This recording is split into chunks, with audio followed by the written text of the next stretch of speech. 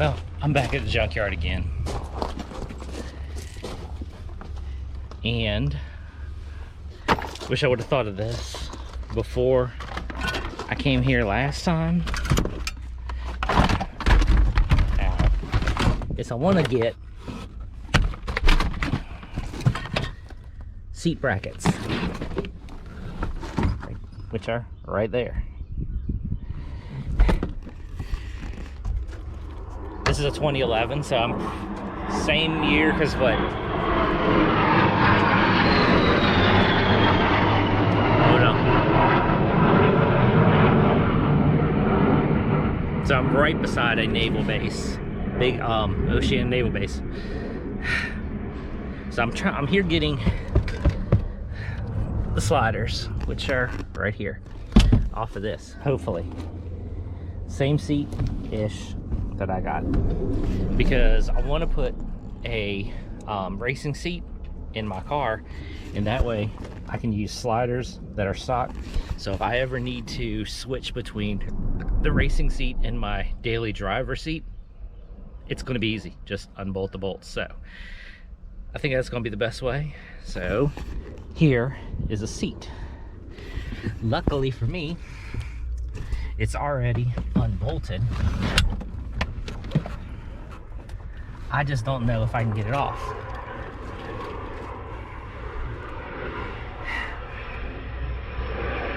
So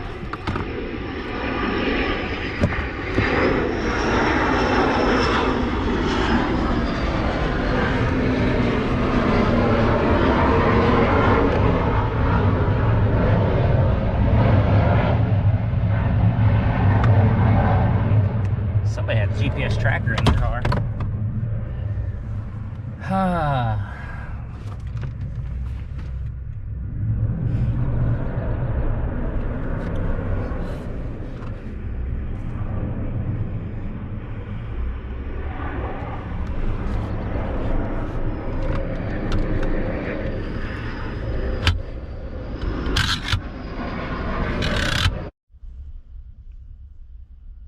All right, well, the bad news is two things. One thing, GoPro's almost dead. Forgot to charge it. Second thing is they are all riveted in.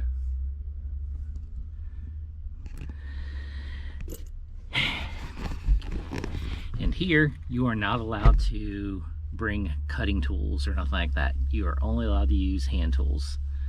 So needless to say, it's either buy the whole seat, which I just priced it out, and buying a whole seat, not doing that. It's just not worth it. So I'm going to just look around. Who knows? They change inventory all the time here. See if they have any Silverados, any S10s. Who knows? If not, guess I'm just heading home, because battery's about to die. So catch you there. Well, it's the next day. I should have just got home, charged my GoPro up yesterday, and started working yesterday, but got unmotivated. So yesterday was 82 degrees. Today, I'm wearing a hoodie. It's 53 degrees outside. We had a cold front roll through last night. Hail, crazy storm. Yeah, now it's cold today. So today we are going to, I was going to work on body work on that, but it's too cold. And I can't really paint, and the cold needs to be over 70. And it's not going to get over 70 today. So we're going to track prep the Honda. Yeah, track prep. I do have an event coming up in, I guess, about 2 weeks, give or take. So just ran to the store and picked up oil filter, new spark plugs. Then the other day from FCP Euro, I got liquid moly engine flush. So this is enough to do that motor twice. So this stuff is, this big container can do 3 to 5 liters. Well, that's a 1.8. So I'm going to put about half in the motor and then let it run for a little bit, let it flush around, all that kind of stuff. Let it clean the motor out, because this motor does have some miles on it. So want to clean it. This is, I've done like lots of looking in this and that and liquid moly, best engine flush. So let's knock that out, get this thing running for a little bit before we really tear into it. Because I do know this is a higher mileage motor. Come on. But that's okay. I have plans. And my plans are later. Much later. Which I actually... Let's see if I can find this real quick. So there is a saved,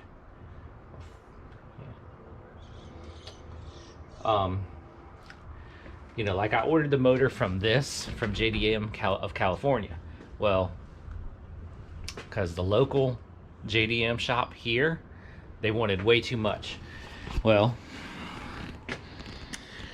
here you go. So that is the motor, JDM. So shipped over from Japan, 06 to 11, Honda Civic, R18A, which is what that is. 1.8 single overhead cam VTEC, $845. And I mean,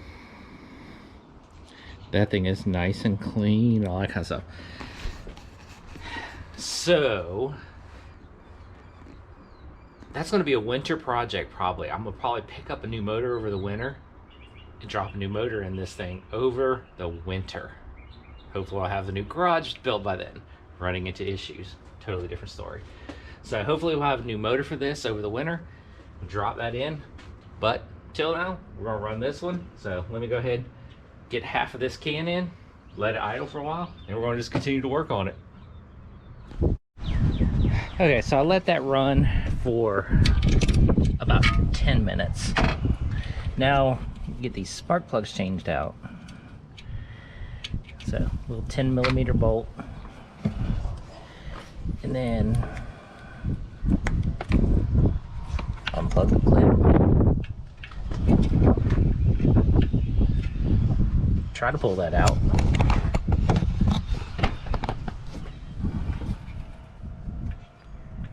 There we go. Coil looks decent. Spark plug wrench.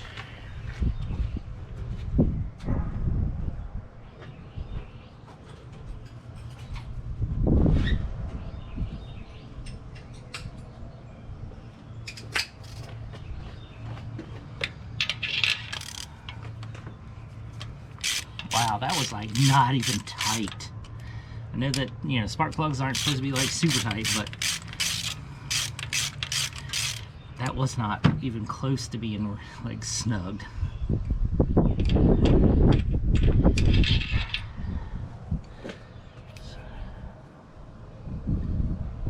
Don't look bad, but I know that. Sorry about the wind, it is like super windy. I think that gap is a little bit bigger than what it's supposed to. You're only supposed to be 44 thou. Let's see. Spark plug, cappy tool. I want to see what this thing was. Here we go. So let's see what it was that I took out of here. That is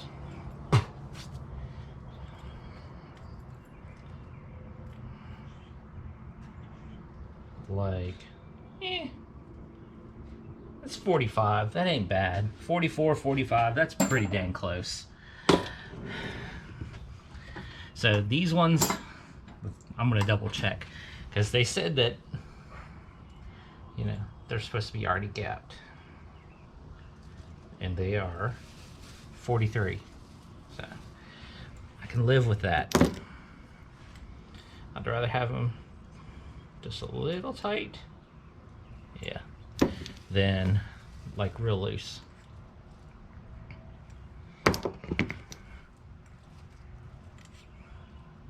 Oh yeah. All right, I need to put rubber gloves on. I'm not trying to get dirty.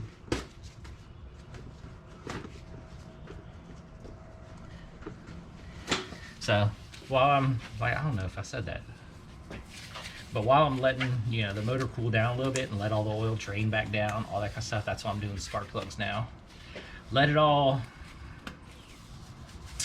cool off, because I mean, even the spark plugs are warm.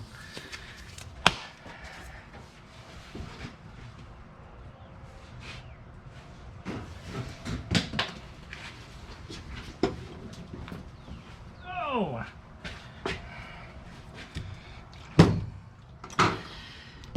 Now, one thing I did notice, which kind of sucks, is which I talked about in a previous video, is the tire light.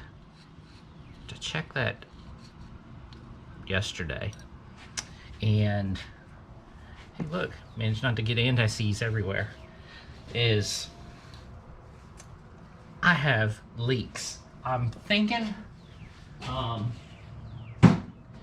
and hoping that it is the valve stems, because the tires are in really good shape and they almost look brand new tires.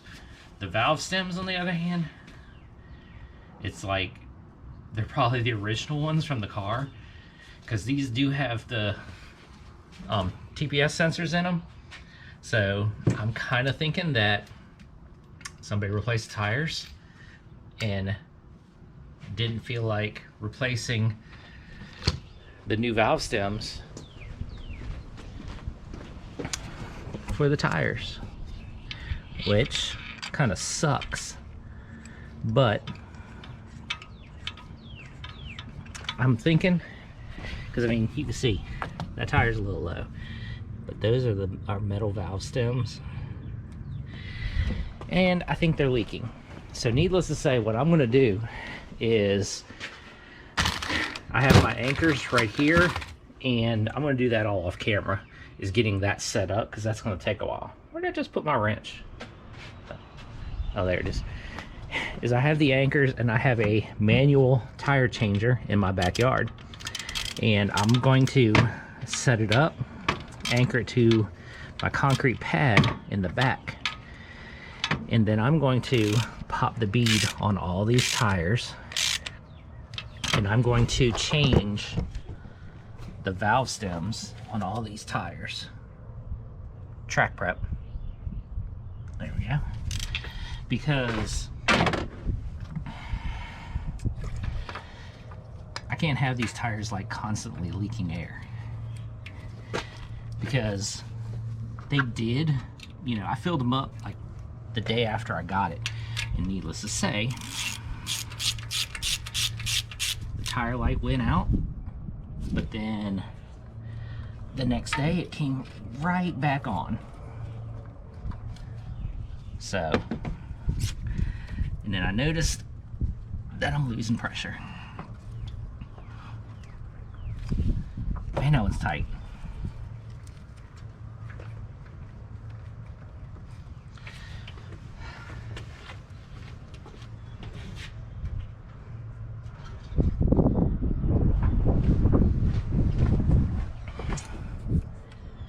And if I'm going to go track racing, can't have low tires. That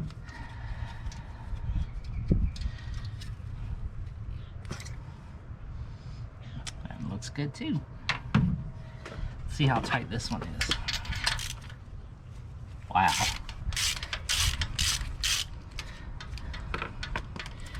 Not even.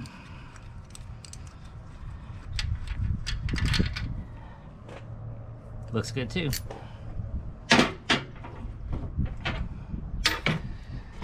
All right, well, let me go ahead and finish these out. We'll do some more stuff. we'll see how this goes. So, see you in a few. So I honestly do not think that anybody, as they were doing maintenance on this, tightened anything up. So spark plugs weren't tight. The oil pan bolt was tight. I don't think that's an original oil pan bolt. It's not leaking. It's good. We'll roll with it because it is good. Just I don't think that's the original one. Oil filter was not tight either. Yeah, crazy. But like I said, so like the other day I filled these up to 35 and it's 18.